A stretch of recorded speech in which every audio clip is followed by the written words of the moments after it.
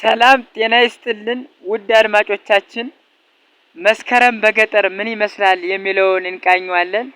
መስከረም ቆንጆ ወራት፣ የአበባው ወራት በመባል ይታወቃል። በመስከረም ፀሐይ ራሱ የምታዳላ ይመስላል። ምክንያቱም ፀሐይ በጠዋቱ ጨረሯን በጋራውና በሸንተረሩ ላይ ስትፈነጥቅ፣ ጋራና ሸንተረሩ ደግሞ በበኩሉ በአደይ አበባና በልዩ ልዩ በሚያምሩ አበባዎች አሸብርቆና ደምቆ የፀሐይን ጨረር ሲያስተጋባ አይረሴና ልዩ ስሜት ይሰጣል። ለዚህም ነው አበባው መስከረም ቡቃያው በሰኔ አዙሮ አንከራቶ ይጣልሽ ወደኔ ያለ ስንኝ ቋጠሮ። ስለዚህም መስከረም ልዩና ውብ የሆነ ወራት ነው። ባቄላዎች በአማራ አበባቸው፣ አተሮች የወይን ጠጅ በመሰለ አበባቸው፣ ንቦች ሲቀውት ስትመለከቷቸው በጣም ልዩና ውብ ነው። እንግዲህ በመስከረም ሌላው ነገር ደግሞ ሲያጓሩ የከረሙ ወንዞች ልካቸውን ይይዛሉ። እንደዚሁም ሲነፈርቅ የከረመ መሬት በመስከረም ይጸናል ማለት ነው።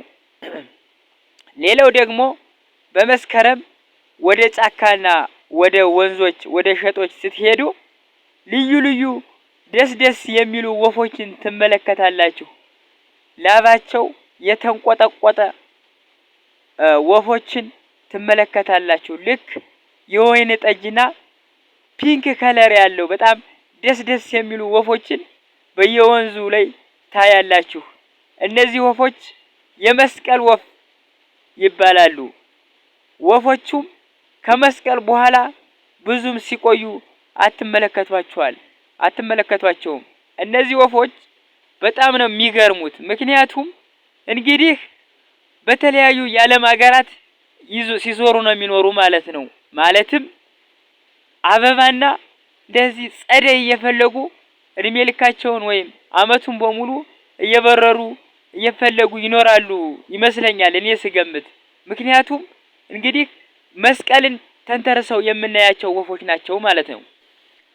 አበባው አበበ ንቡ ቀዋልሽ፣ እንግዲህ ጉብሌ ማር ትበያለሽ፣ እንኳን ማር በላ አላየውም ሰፈፍ እየተባለ ተዘፍኗል ማለት ነው። ምክንያቱም መስከረም አበባ ነው ማለት ነው።